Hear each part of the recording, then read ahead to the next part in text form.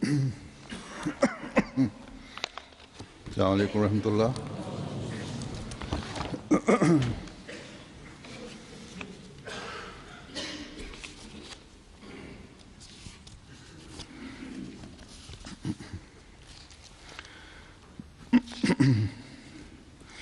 أشهد أن لا إله إلا الله وحده لا شريك له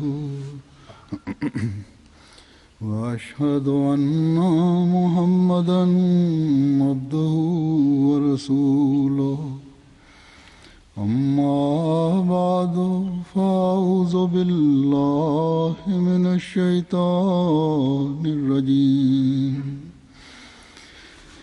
بسم الله الرحمن الرحيم الحمد لله رب العالمين الرحمن الرحيم مالك يوم الدين إياك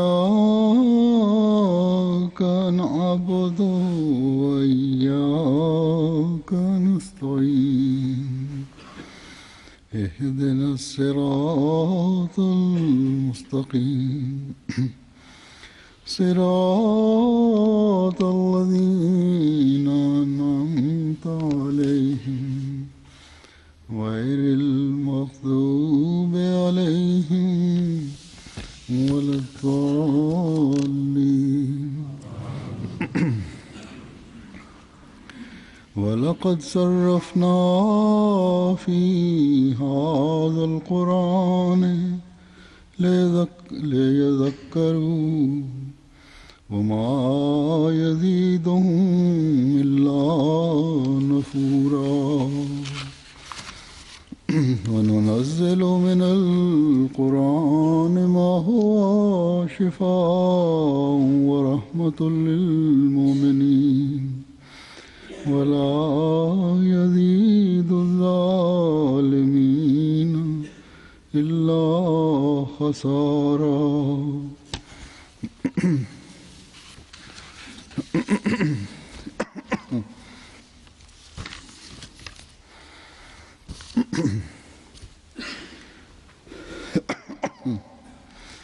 मुखालिफीन इस्लाम को इस्लाम कुरान करीम Hazur says that the opponents of Islam continue to expose and surface their envy, malice and rancor towards Islam, the Quran and the Holy Prophet, peace and blessings of Allah be upon him, time and again. The news to this effect has emerged once again in the past few days, which has seen an extremely strong reaction in certain Muslim countries, and this is occurring. An irreverent American priest who in September 2010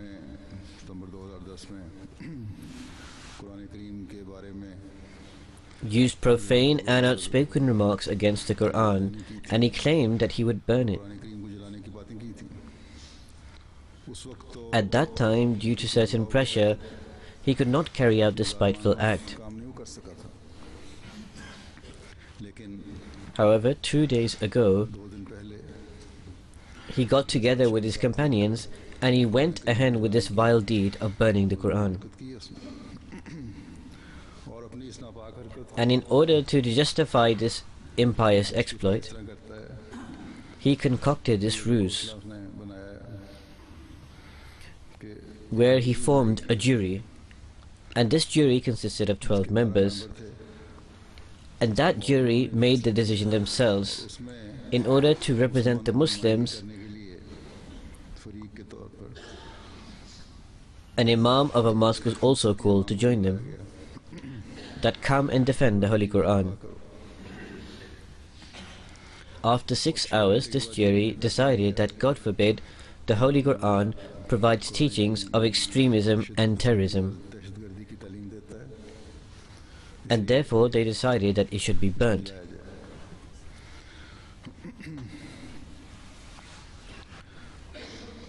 The jury consisted of its own members, and they were their own judges.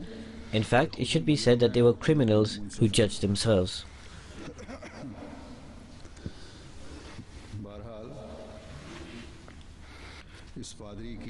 Nonetheless, this priest does not hold much standing in America. He does not have a significant following nor many adherents with him. There might be only a few hundred people who come to his church. He carried out this horrendous act to attain cheap publicity. The media and newspapers have featured this latest act once again. In actuality, it is the media that is giving impetus to this person. Rather than try to foster peace, fuel is being placed on the fire.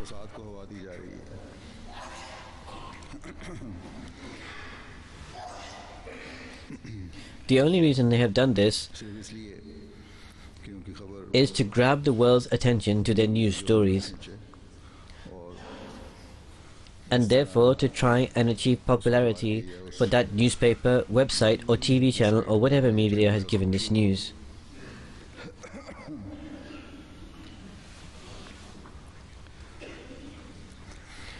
Analysts, however, have said that despite so much coverage being given to this by the media,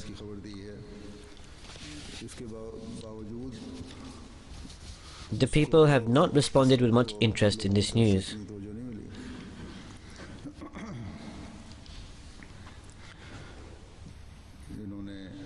Various people were interviewed for this. The Council on American Islamic Relations is an organization based in America. One of their representatives was interviewed about this, but he refused to comment in any way, saying that this priest was just a despicable person.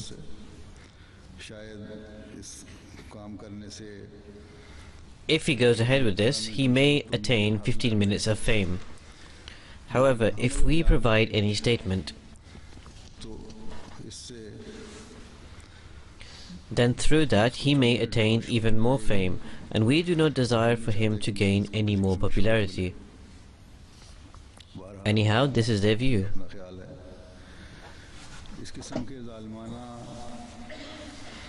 These kind of despicable and unjust acts, as I have stated, have always occurred against Islam. And such acts, whether carried out amongst friends in private, or whether it is carried out in public,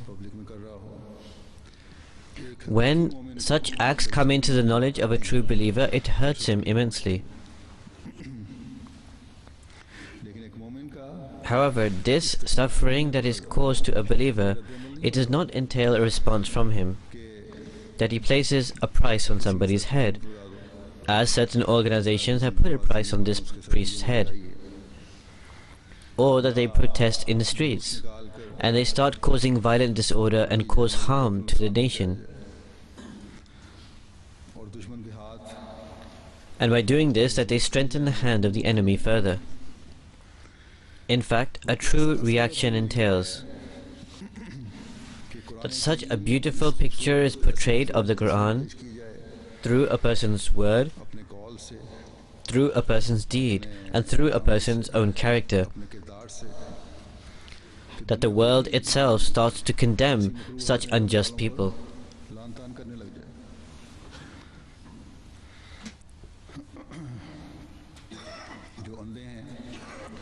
Those who are blind will not be able to see the splendor of the Holy Quran, and neither can they ever see it.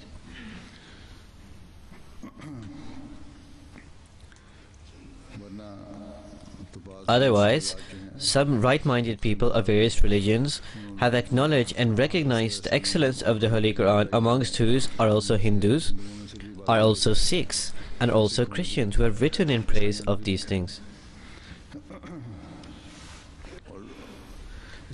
And they cannot refrain from praising it.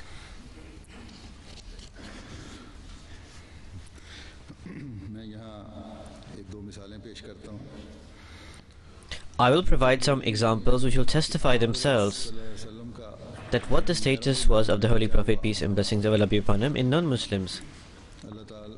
और कुरान करीम की and how beautiful the teachings of the Holy Quran are.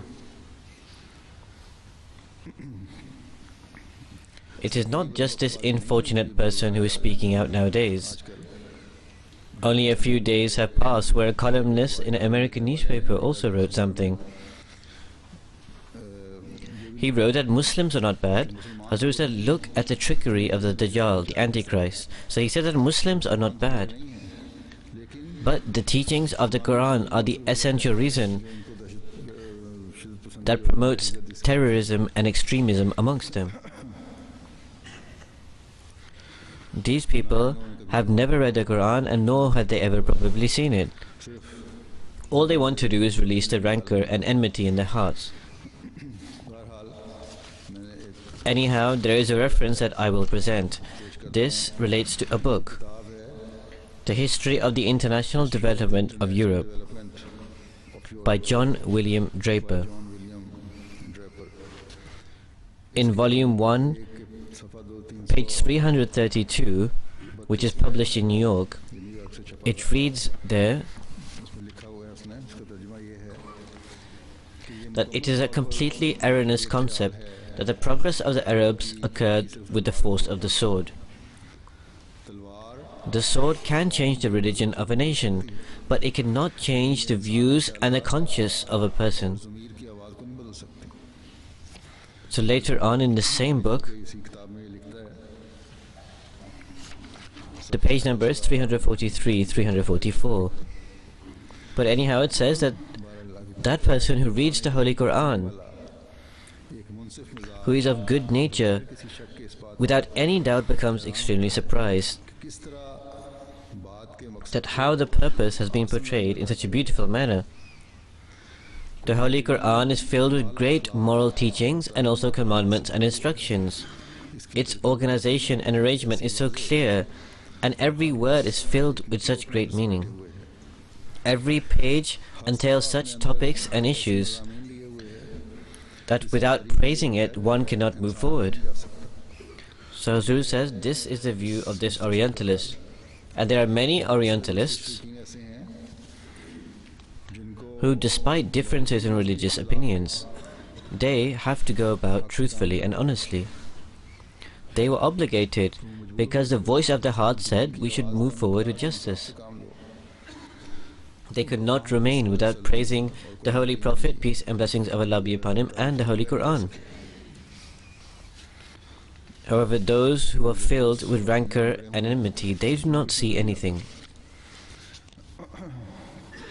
The verses of the Holy Quran that are recited, in it, Allah the Almighty has provided a snapshot of such people that the Holy Quran is true. There is no doubt whatsoever in its truth. The translation of the verses are recited is,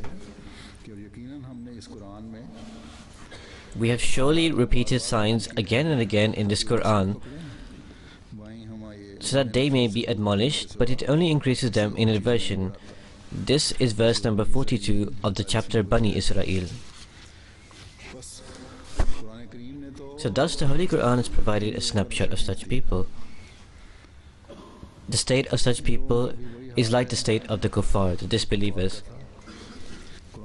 Every verse of the Holy Quran which portrays a story of the old history also provides a prophecy. Such people were always born in opposition to Islam and will continue to be born. Despite the clear and lucid teachings of Islam, and despite explanation of every issue, despite elucidations from every angle, they will still raise objections with this. And not only do they raise objections, but it says that the Holy Quran, this beautiful teaching of it, which we explain from different angles, this elucidation from different angles, instead of opening the people's eyes, وَمَا يَزِيدُهُمْ إِلَّا نَفُورًا, it only increases them in aversion for this beautiful teaching.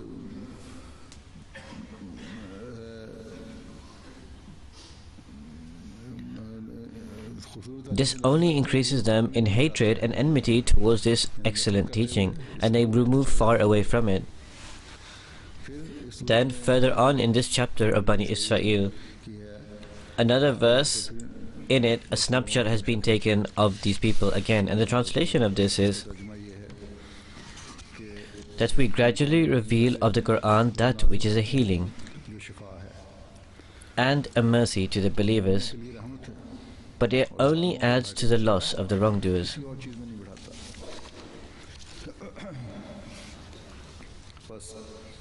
So therefore it has been explained further at this point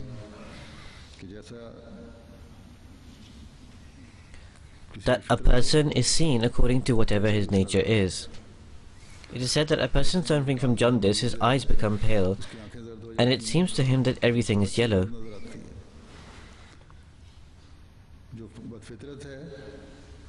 An irreverent person, he sees everything according to his nature. When Allah the Almighty states Hudal lil Muttaqeen, that it is a guidance for the righteous, then it is said right from the beginning of the Holy Quran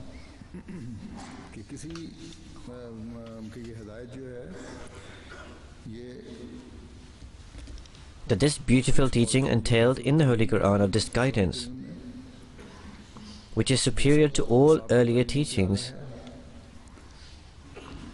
This will only be evident to those who have taqwa, righteousness and fear of Allah. Guidance will only be given to those who have the fear of God within their hearts.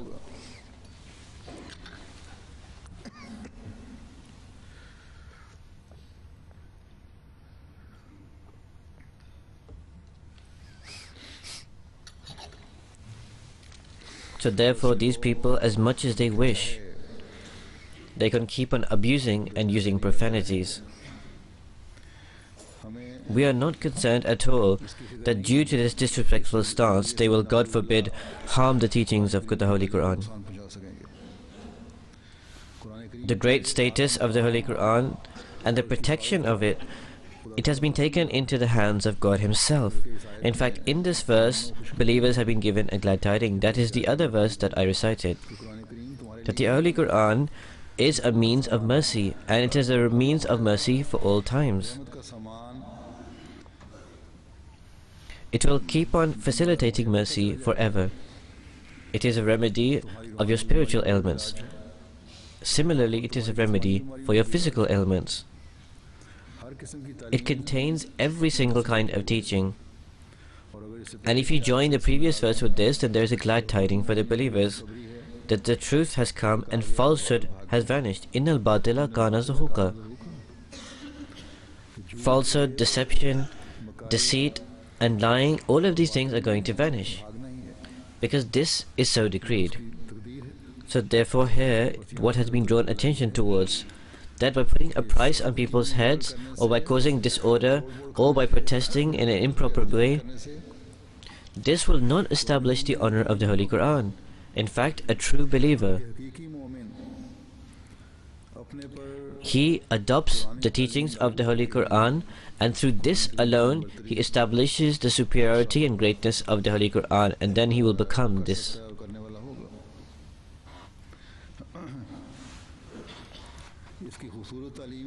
By showing the beautiful teachings of the Holy Quran to the entire world, he can make evident the difference between truth and falsehood.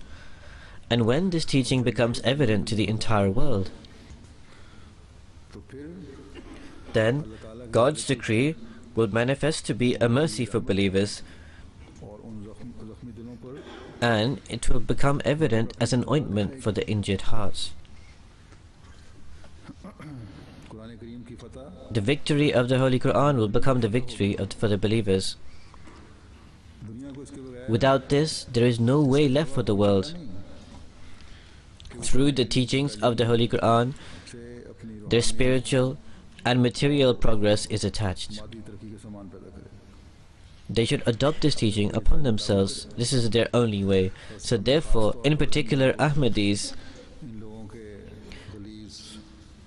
they are not concerned at all about the obscene and vicious actions of these people, because we are the believers of that Messiah and Mahdi, who in this era came to spread the teachings of the Holy Quran to the world once again.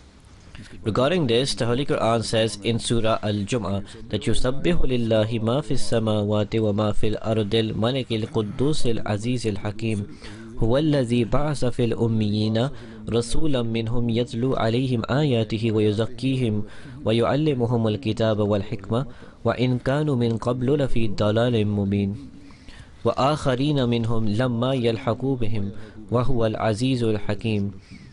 That whatever is in the heavens and whatever is in the earth glorifies Allah, the Sovereign, the Holy, the Mighty, the Wise. He it is who has raised among the unlettered people a messenger from among themselves, who recites unto them his signs and purifies them, and teaches them the book and wisdom. Although they had been before in manifest misguidance. And among others from among them who have not yet joined them, he is the Mighty, the Wise. So therefore there was a first phase where Allah the Almighty sent the Holy Prophet, peace and blessings of Allah be upon him, who through this teaching that was brought by him, he brought about a revolutionary change in the extremely deteriorated condition the world was in. Those people who are ignorant and upon the most trivial matters, like animals, would be after each other's blood. Beautiful verses were recited upon them, and through this excellent teaching they were purified. Ignorant and illiterate people were immersed in this knowledgeable teaching, and this beautiful book, which is the only revealed book which until the end of time has encompassed all aspects of wisdom and knowledge, and has identified these things, through which those who are animals can become humans. And as the promised Messiah, peace be upon him, has said, that these people became humans, and then they became knowledgeable humans, and then from knowledgeable humans they ultimately became godly people.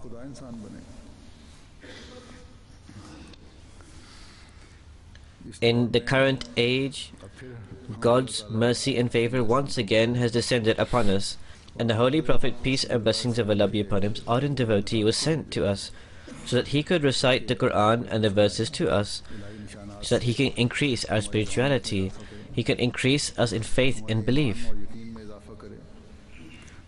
so that by guiding us truly, he could then purify us.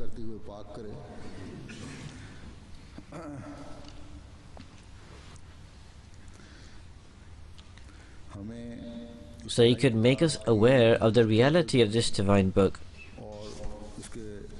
and also acquaint us with it.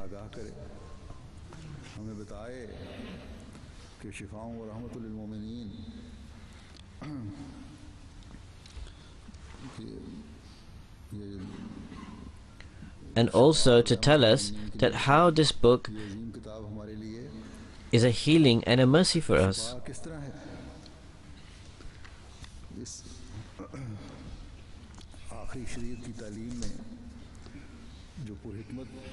How this final Sharia, this final law, how he told us about the hidden pearls of wisdom of its teaching. Therefore, this is God Almighty's favor upon the believers, which only and only today that great Prophet, peace and blessings of Allah be upon him, his servants and his spiritual slaves, Allah the Almighty has only bestowed this upon them,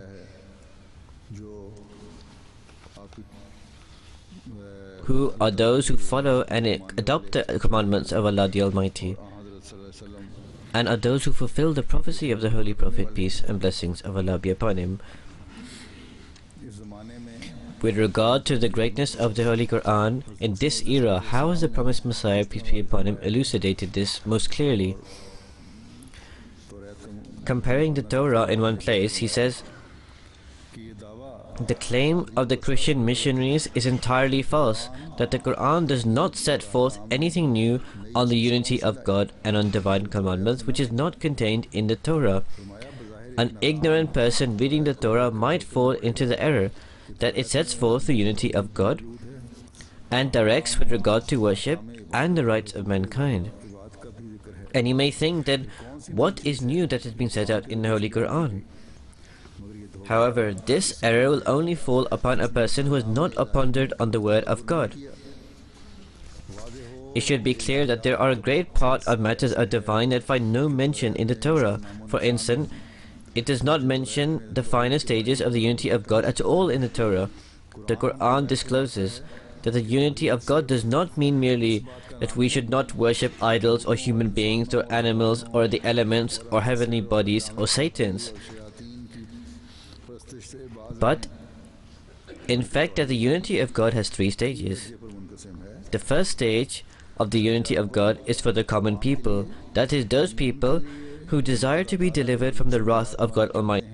The second stage is for those special people, that is, those people who desire to be closer to God Almighty than the common people, and those people who want to develop something special. The third stage is for extremely special people who desire to achieve extreme closeness to perfection. He says that the first stage of unity of God is that no one should be worshipped except God, and that one should refrain from the worship of everything that is limited and created, whether it is on the earth or in the heaven. A person should not worship it and safeguard himself from doing this. The second stage of the unity of God is that in one's own affairs and in the affair of others, God Almighty should be regarded as a true force. That is, the means should not be emphasized as to become associates of God, so that nobody should associate anything with God. For instance, you say that if I had not Z, then I would have a certain loss, and if I had not Y, then I would have been destroyed or ruined. If these words are used with this intention, that truly that Zaid and Bakr are considered something, then this would amount to shirk, associating partners with God. It is said that the third stage of the unity of God is to exclude the desire of one's ego from one's love of God Almighty, and to devote oneself entirely to His greatness. Such unity of God, where is it found in the Torah?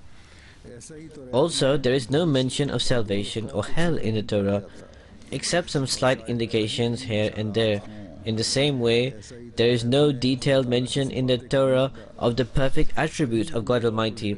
Had the Torah contained any chapter, like the chapter of the Holy Quran, قُلْ هُوَ اللَّهُ أَحَدْ اللَّهُ الصَّمَدْ لَمْ يَلِدْ وَلَمْ يُولَدْ وَلَمْ يَكُنْ لَهُ كُفُوًا أَحَدٌ, that say He is Allah the One, Allah the Independent and Besought of all. He begets not, nor is He begotten, and there is none like unto Him. If there was, then perhaps the Christians might have refrained from the worship of a creature.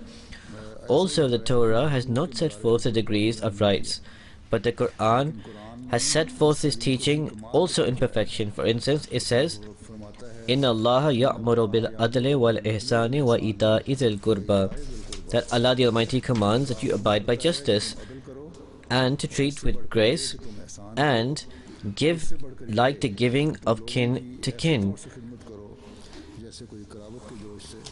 That is, your sympathy with mankind should be prompted by natural eagerness and not by any motive of seeking acknowledgement. As for instance, a mother has sympathy for her child.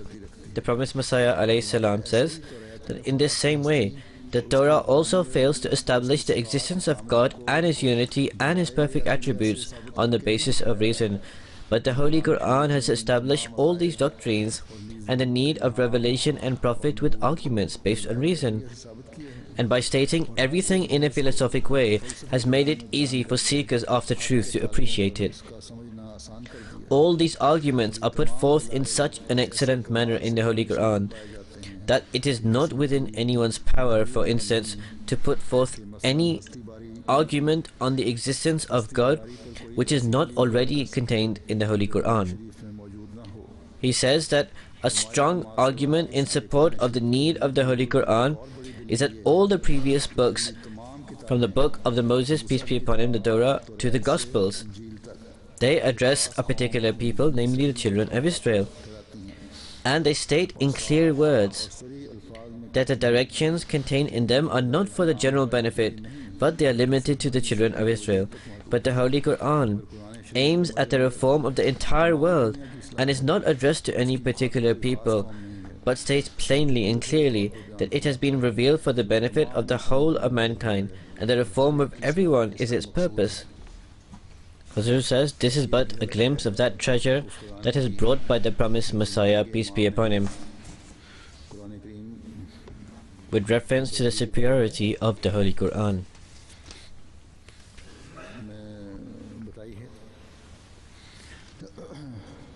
We Ahmadis are fortunate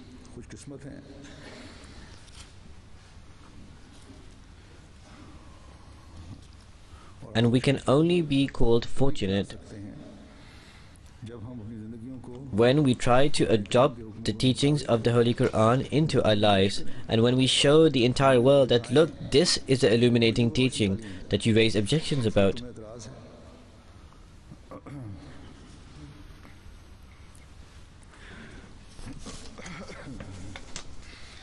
Then can we rightfully be considered amongst the Jamaat of the Akhareen, the latter ones.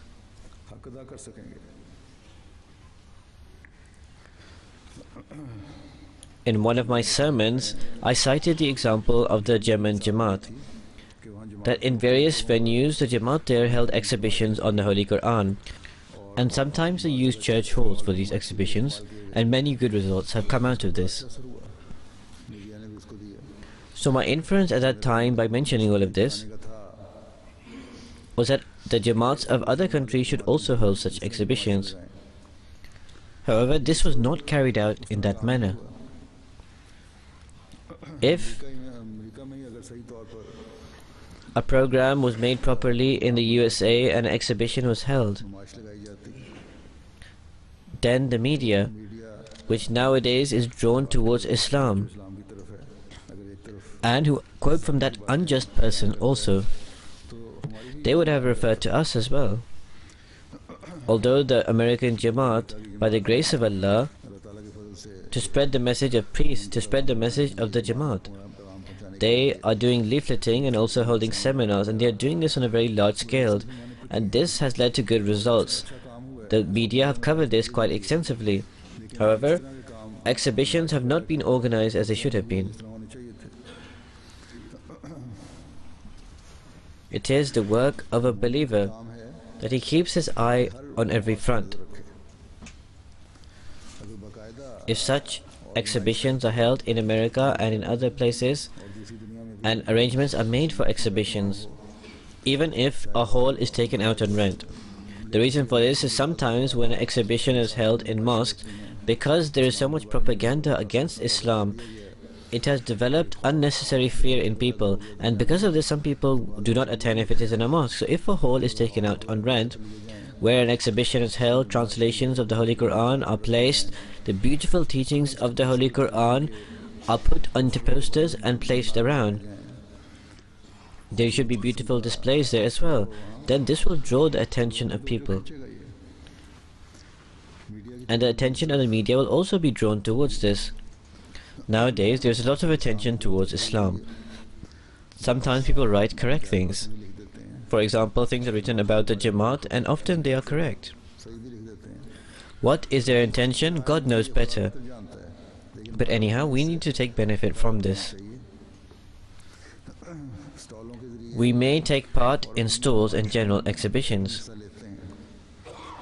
However, its coverage is not in the media. There are many other people with very large stalls, other people are there, people have different interests. So when we hold a specially different exhibition, its effects will be much greater. If specifically a separate arrangement is made, then the world will come to know what the Holy Quran actually is and what the teachings are entailed therein.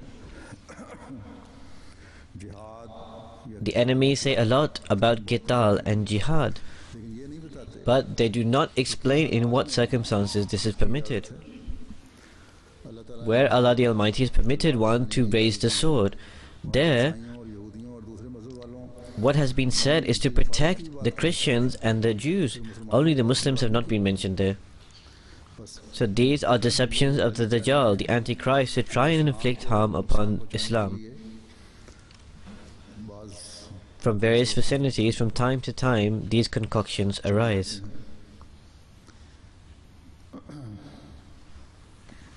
We need to completely repel these, and in order to completely do this, a constant endeavor is required.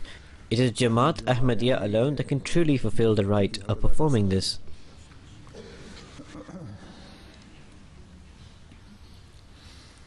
The extract from the writings of the promised Messiah, peace be upon him, I write out. It informs us the significance of this teaching of the Holy Quran and how it has provided a comparison.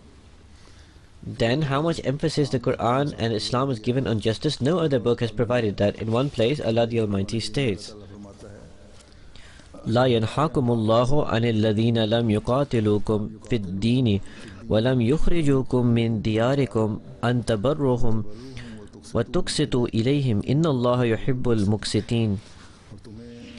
And Allah forbids you not.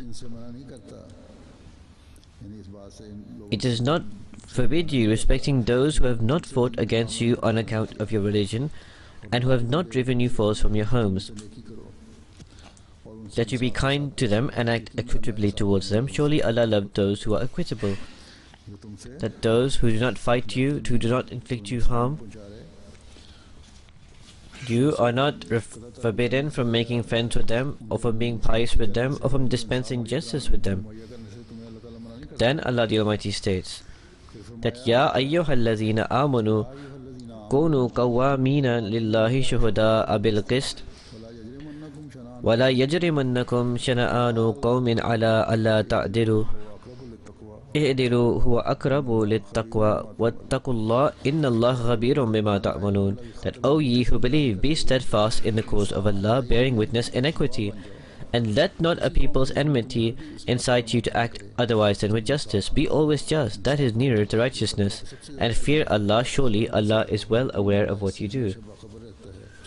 Then Allah the Almighty says, وَأَعْبُدُوا اللَّهَ وَلَا تُشْرِكُوا بِهِ شَيْئًا بِالْوَالِدَيْنِ إِحْسَانًا وَبِذِي الْقُرْبَى وَالْيَتَامَى وَالْمَسَاكِينَ وَالْجَارِ ذِي الْقُرْبَى وَالْجَارِ الْجُنُبِ وَالصَّاحِبِ الْجَنبِ وَابْنِ السَّبِيلِ وَمَا مَلَكَتْ أَيْمَانُكُمْ إِنَّ اللَّهَ لَا يُحِبُّ مَنْ كَانَ مُخْتَالًا فَخُورًا. And worship Allah and associate naught with Him, and show kindness to parents and to kindred, and orphans and the needy, and to the neighbor that is a kinsman, and the neighbor that is a stranger, and the companion by your side, and the wayfarer, and those whom your right hand possess. Surely Allah loves not the proud and the boastful. Now in these verses, we are being commanded that with those disbelievers who do not cause any enmity, you should be pious and just with them. Then there is a verse of the chapter Maida that even be just with the enemies, because there are certain rights and limits of even enmity. If the enemy is doing unjust and unpleasant acts, then you should not act otherwise than with justice, and act improperly in any way. Do not transgress beyond the crime performed. Whatever immorality he is displaying, do not display the same thing. Then the third verse of Surah Al-Nisa, from the parents to every kind of person and category of human, it is said to be just with all of these classes, that be kind and generous with the entire mankind, so that peace can be established in the world. So therefore, for the sake of establishing peace, for the sake of establishing a peaceful society, this is the great teaching that we find in the Holy Quran. And this today is the guarantor of peace, not that action by that despicable American priest who insulted the Holy Quran. These people are surely calling out for the wrath of Allah.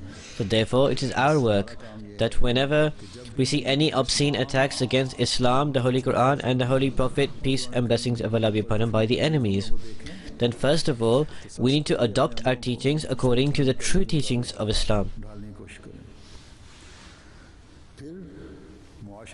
Then we need to preach this beautiful teaching in society. Whatever resources and means are available, they should be utilized. May Allah the Almighty enable us to achieve this. At this time, I will mention a great saint and scholar of this dispensation, who was a Hafiz of the Quran, who had memorized the entire Quran and who had a special connection with the Holy Quran. His secular education was also very high. He had a great name in astronomy. However, his science was always according to the Holy Quran. He passed away in the past few days. Inna lillahi wa inna ilayhi raji'un. Surely to Allah we belong and to Him we shall return. And his name was Hafiz Saleh Al-Adin. For the past approximately 4 years, he was in Qadian, and he was a Sadr of the Anjuman-e-Ahmadiyyat.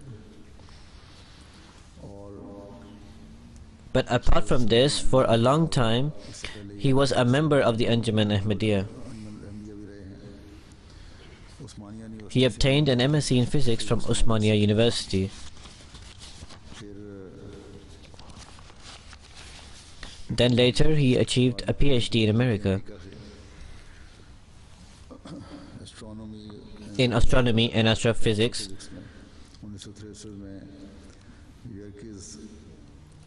In 1963, in one of the observatories in University of Chicago, USA. This is where he achieved his PhD, and he had many qualities and excellences. From an intellectual standpoint, he had written more than 50 articles and research papers in various international magazines, and he received many different awards for these. For example, one of the famous awards of India, called the Magnat Sar Award, which related to theoretical science, this was achieved by him in 1981. Apart from this, he received so many different awards when I was looking at his history, but he was so humble to the extreme. The dynamic of galaxies or lunar and solar eclipse was his favorite topic. He wrote about the Quran and the Hadith with reference to the solar and lunar eclipse and the truthfulness of the promised Messiah, peace be upon him. In relation to this, he delivered different speeches in various jalsas. He delivered a speech in the UK and even in Qadian. From 1994 to 1995, on the centenary of this sign, he wrote articles in various Jamaat magazines which were published.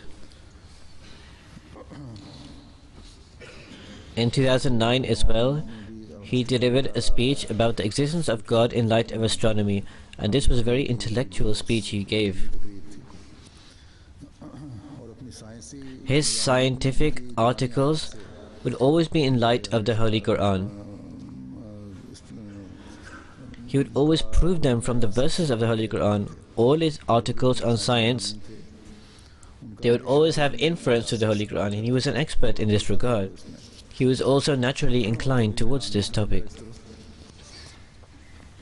He was also a research scholar and research fellow of different universities. There is just a long list, it cannot be read out just now. Then, great minds of the 21st century, American Biographical Institute, Raleigh, America, they also gave him this award. That was in 2003. He also gave many services to the faith. Two of the great signs of the coming of the Imam Mahdi, of his truthfulness, he wrote about that. Then there is a sign of truthfulness of the promised Messiah, the solar and lunar eclipse. He wrote about that as well. Our God, the dynamics of colliding galaxies, the dynamics of stellar systems, the goal of man and the way to reach it, the use of scientists on the existence of God, He also wrote these kind of books. He also provided services in different ways. He was a provincial Amir. He also remained a secretary in the Sadr Jamaat. He also remembered a member of Sadr Anjuman. As I said, after his retirement he came to Qadian some time ago, and then I appointed him as a Sadr Anjuman.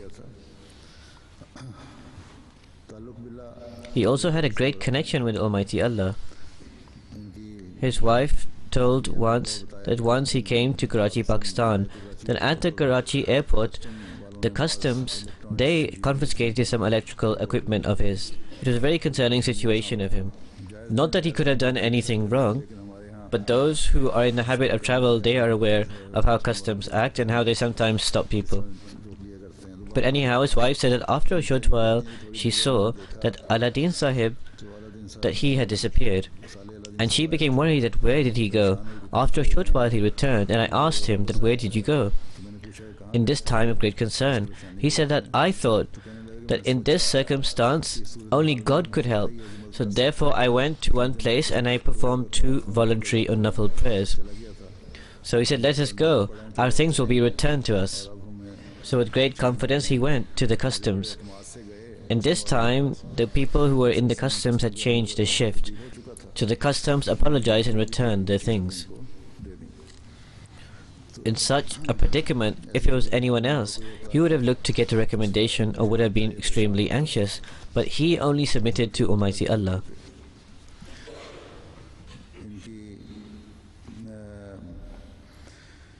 His wife's sister is Dr. Nusrat Jahan, and he was also the son-in-law of Dr. Abdul Malik Khan Sahib. She said, when I went to Qadian, because of illness, I saw he could not go into the mosque. And he was extremely distressed by this, and he would express this, that I cannot go to the mosque, but all of you are able to go to the mosque for prayers. She said he told me, and others have mentioned this as well, that he said that I must have been 26 years of old when Sheikh Yaqub Ali Al-Fani Sahib, I came before him to submit my services. I had just come in when he said, either now or today I saw a dream in which Hazrat Hakim Maulvi Nuruddin Sahib, Khalifa Masih I, may Allah be pleased with him, was present.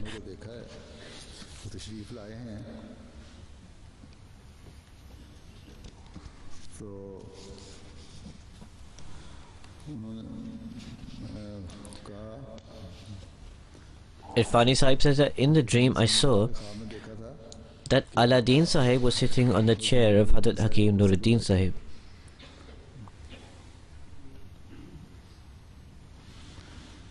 Hazrat Khalifa Masih I came, he was sitting there, and he put him in that chair. So Aladdin Sahib said that I thought that what is my position compared to Hazrat Khalifa Masih I? When I went back to Qadian,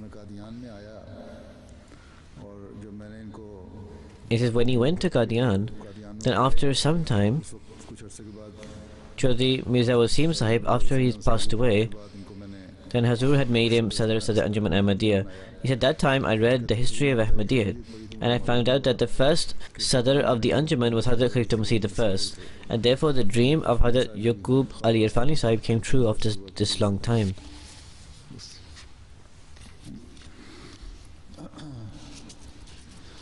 Once he was preparing for an exam at school. He had a great connection with the Holy Quran, and with great effort he memorized the entire Holy Quran. He said, I had a paper in the morning, and his mother said, prepare for the paper. But I was reading the Holy Quran, he said, and I was remembering it and memorizing it. He memorized the Quran himself at home. He would go down to the basement in his house and he would remember and memorize the Quran there. When his mother saw this interest in the Holy Quran, then in order for him to memorize the Holy Quran, she brought in a muallim or a teacher. He had complete obedience with Khilafat. Sentiments of great devotion were seen in him to this effect. He had great love for the Darveshani Qadian. As I stated, in every difficulty, he would become engrossed in prayer and nafil or voluntary prayers. He was a selfless person. He would perform the Tahajjud prayer. He would recite the Holy Quran regularly. In the days of Jalsa Salana in Aqsa, he would also lead the Tahajjud prayers. He always preferred to sit in spiritual or religious gatherings. He had no liking for the world whatsoever. One Murabbi Sahib wrote to me that this is a very old story relating to Aladdin Sahib. There was a wedding of one of his relatives and he went to go and attend that wedding. That when the announcement for Nikah was about to occur, then because of his status in the world and also because of his being elder in the family and also respected,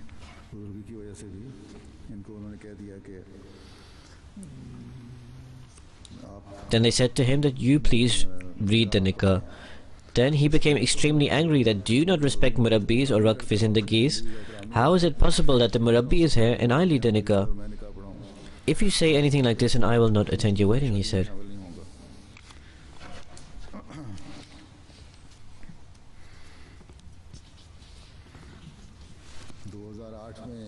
One of our Murabbis wrote that in 2008, when the pledge of the Khilafat Jubilee was taken, then after that his condition changed altogether. He always remained totally engaged in Tabligh. He re-established his connections with old acquaintances, with old scientists, and he made an email address.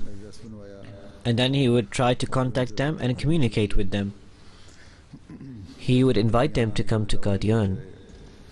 Even in an elderly age, due to his weakness, he attended a meeting of scientists in Delhi only for the reason that he could establish contacts, and he gave them literature of the Jamaat, and he also went to many houses of the professors to meet them, and he invited them to Qadian.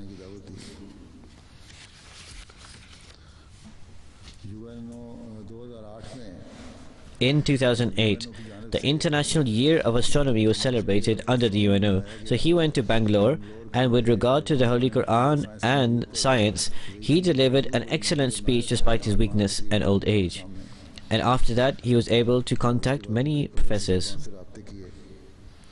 After he had researched into the solar and lunar eclipse once, he did not stop there. In fact, he kept on trying to find new research in this field.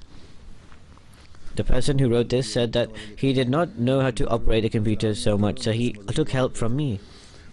After his work at the Anjuman, then whatever time he had available, he would come with this worker and sit with him. And he would research into new topics.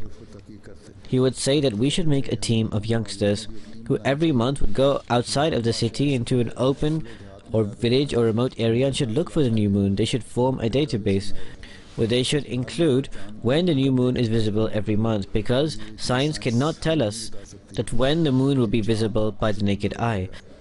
If we keep this record safe, then we will obtain many answers to different allegations. He used to ponder and reflect on these things. He would say to witness the moon by your naked eye is very important. Whatever Muslims progressed in a certain field of science, it is through witnessing the science. In the Holy Quran, Allah Almighty has said regarding this moon that لِتَعْلَمُوا عَدَدَ السِّنِينَ وَالْحِسَابِ. Often at night he would go and observe the stars, and he would say that in France there was a scientist who would also say that the stars do not only emit the lights that radiate our eyes. In fact, such a light is also emitted from it that illuminates our minds. So therefore, according to the commandment of the Holy Quran, he would always reflect on the creation of the heavens and the earth. He was amongst the Ulil Albab, the men of understanding. His grandfather initially became Ahmadi, and that is also quite an amazing incident. He said, I was a businessman, a man of the world, I had no inclination with the faith. But one day the Review of Religions magazine happened to come before me, and it also said there that provide an advertisement. So in it I saw an advertisement for the philosophy of the teachings of Islam. I ordered that book and I read it as well. And then all the darknesses and doubts dispelled, and he said that such a revolution came within me that I started fasting, I started also doing optional fast, I also started performing the Tahajjud prayers.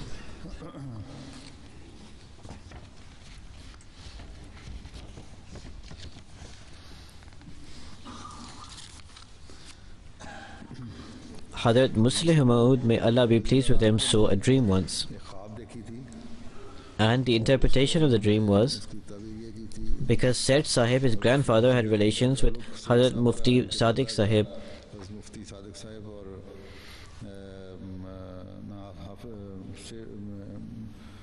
and Yaqub Ali Irfani Sahib and Hafiz Roshan Ali Sahib.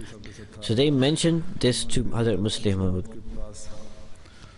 So hence he became acquainted with him, and Hazrat Muslih Maud said that I saw a dream that he will accept Ahmadiyyat and he will be the recipient of great spiritual blessings and serve the faith brilliantly. So subsequently that grandfather took the bet, the pledge of allegiance.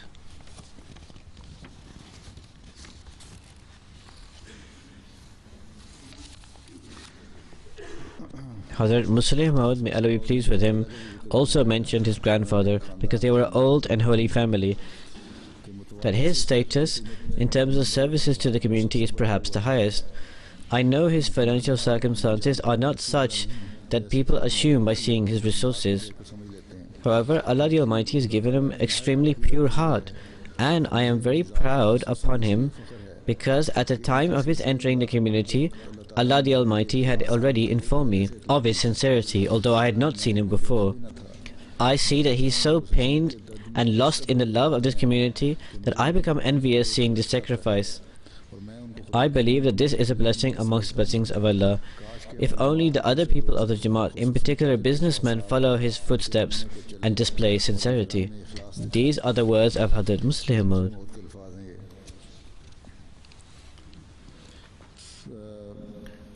Maulvi Muhammad Ismail Sahib Yadgiri says that I estimated how much his financial sacrifice is. In those days there is no paise. Nowadays there is 100 paise in 1 rupee. In those times there is ane, and there was 16 ane in 1 rupee. He said I estimated that 14 ane he would spend for the service of the faith, and he would only keep 2 ane for his own needs. Even though he was a great businessman, this is what he would do. Hazrat Muslih Maud, may Allah be pleased with him, with regards to his grandfather, said that his passion for the tabligh of the faith was such that just like the old companions of the promised Messiah, peace be upon him, like Maulvi Burhanuddin, etc., and his passion for spending in the way of Allah is like Sayyid Abdur Rahman Sahib, may Allah be pleased with him. The promised Messiah, peace be upon him, had as an angel Sayyid Abdur Rahman Sahib, and with me, I have you as an angel.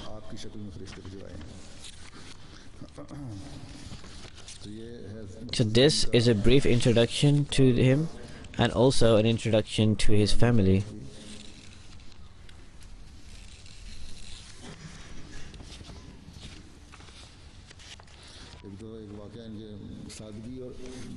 There is an incident that his son relates of his humbleness and simplicity. Once he was at the Delhi station. At that time he was wearing a red shirt, and the porters, they normally wear red shirts. So a family came and they thought that he was a porter, and take our luggage from here to there, they said. Without any complaint he took their luggage. I am talking about Hafiz Salih al-Din Hazur says, who had just passed away. This is what happened with him. So he took the luggage and he carried it all the way, and when that person wanted to provide some money, then Saleh al-Din Sahib said that you told me to take the luggage and this is why I helped you, there is no need for any money. So those other people became very embarrassed. In other words, he had extreme humility. He came here to the UK for the Jalsa for the first time in 2003. If not the first time, but anyhow he did come in 2003. His health was not very well, and the transport arrangements were not proper. He had to wait for a long time, and then his accommodation was not very suitable. But without any complaint whatsoever, according to the Jamaat system, he spent his days. May Allah the Almighty bestow His mercy upon him. May Allah the Almighty enable his children to remain established on piety. His wife had passed away before him, I will perform his funeral prayers after the Friday prayers. Then there is another funeral of Colonel retired Muhammad Saeed Sahib. He was residing in Canada when he passed away on the aeroplane en route to Pakistan. Inna lillahi wa inna ilayhi raji'un. Surely to Allah we belong and to him we shall return. In Vancouver and Calgary had remained an honorary Murabbi. In addition, he also worked as General Secretary, Sadr Qaza Board and Secretary of Visaya. He also worked on the Ahmadiyya Gazette and coordinator for Waqf-e-Nau. He took part in the French translation of the Quran in Quebec. When Hazrat Khalifa Masih IV, may Allah mercy him, announced the Baytul Hamd project, he expressed a desire to give 100,000 rupees on behalf of his family. So he was not able to give that at that time, so he left for Canada. At that time, at the construction of the mosque Baitul Salam, he donated $100,000 for it.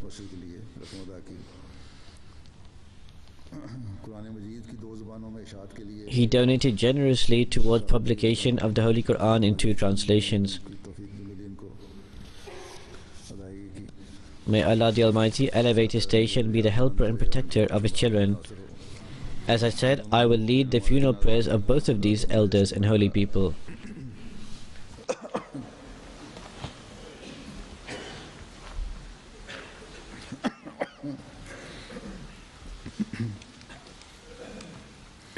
Alhamdulillah, alhamdulillah, nahmaduhu wa nasta'inuhu wa nastaghfiruhu wa nu'minu bihi wa natawakkalu alayhi wa na'udhu billahi min shururi anfusina wa min sayyiati a'malina.